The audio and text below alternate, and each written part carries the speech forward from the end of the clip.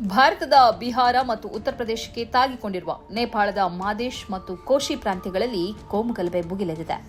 ಹಿಂದೂ ಮತ್ತು ಮುಸ್ಲಿಮರ ನಡುವೆ ಘರ್ಷಣೆ ಕಾಣಿಸಿಕೊಂಡಿದೆ. ಈಗಾಗಲೇ 5 ಮಂದಿ ಸಾವಿಗೀಡಾಗಿದ್ದಾರೆ. ಜುಲೈ 26ರಂದು ಈ ಹಿಂಸಾಚಾರ ಪ್ರಾರಂಭವಾಗಿದೆ.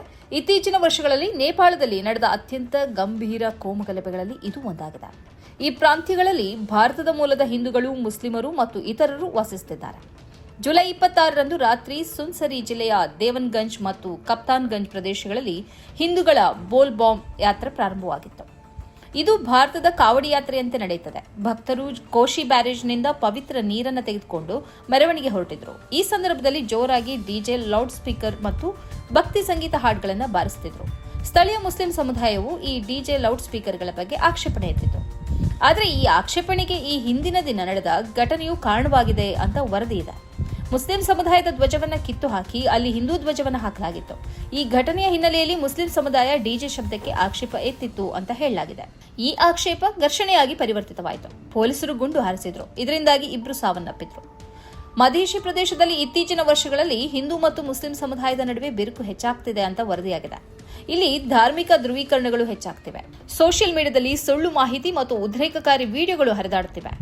ಬಿಹಾರ ಮತ್ತು ಉತ್ತರ ಪ್ರದೇಶದುದ್ದಕ್ಕೂ ನೇಪಾಳ ಗಡಿ ಮುಕ್ತವಾಗಿರುವುದರಿಂದ ಜನರು ಅತ್ತಿತ್ತ ಸಂಚರಿಸುತ್ತಾರೆ. ಭಾರತದ ಧಾರ್ಮಿಕ ಧ್ರುವೀಕರಣದ ಭಾವನೆಗಳು ನೇಪಾಳಕ್ಕೂ ಹರಡುತ್ತಿವೆ.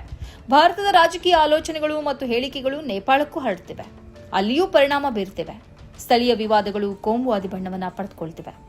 ಇತ್ತೀಚಿನ ವರ್ಷಗಳಲ್ಲಿ ನೇಪಾಳದಲ್ಲಿ ಕೋಮುಗಲಭೆ ಹೆಚ್ಚಾಗ್ತಿದೆ. 2026ರ ಮೊದಲ 5 ತಿಂಗಳಲ್ಲಿ 13 ಕೋಮುಗಲಭೆಗಳು ನಡೆದಿವೆ. ಈಗಿನ ಘರ್ಷಣೆಯಲ್ಲಿ 25ಕ್ಕೂ ಹೆಚ್ಚು ಮಂದಿ ಗಾಯಗೊಂಡಿದ್ದಾರೆ.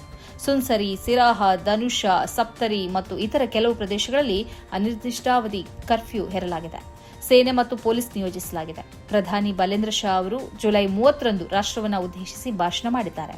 ತನಿಖೆಗೂ ಆದೇಶ ನೀಡಿದ್ದಾರೆ. ಈ ಕಾರ್ಯಕ್ರಮದ ಪ್ರಾಯೋಜಕರು Gadiyar group of companies, specialised in piling and shoring, engineering consultancy, firefighting, steel structures, real estate. Office, SIT Tower, Silicon Oasis, Dubai, UAE. ಸ್ನೇಹಿತರೆ, ನಿಮ್ಮ ಅದ್ಭುತ ಬೆಂಬಲದಿಂದ ಸನ್ಮಾರ್ಗ ನ್ಯೂಸ್ ಚಾನೆಲ್ ಈಗ 2 ಲಕ್ಷ ಸಬ್ಸ್ಕ್ರೈಬರ್ಗಳನ್ನು ದಾಟಿದೆ. ಇದು ನಮ್ಮ ಯಶಸ್ಸಲ್ಲ, ಇದು ನಿಮ್ಮ ಯಶಸ್ಸು. ನಮ್ಮ ಮುಂದಿನ ಗುರಿ 4 ಲಕ್ಷ. ಇದು ಕಷ್ಟವಲ್ಲ. ನೀವು ಮಾಡಬೇಕಾದದ್ದು ಸಿಂಪಲ್.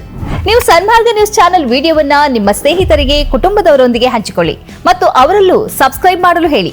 ನೀವು ಶಕ್ತಿಯನ್ನು ಕೊಡಿ, ನಾವು ನಿಖರ ಸುದ್ದಿ ಕೊಡ್ತೇವೆ. ಧನ್ಯವಾದಗಳು.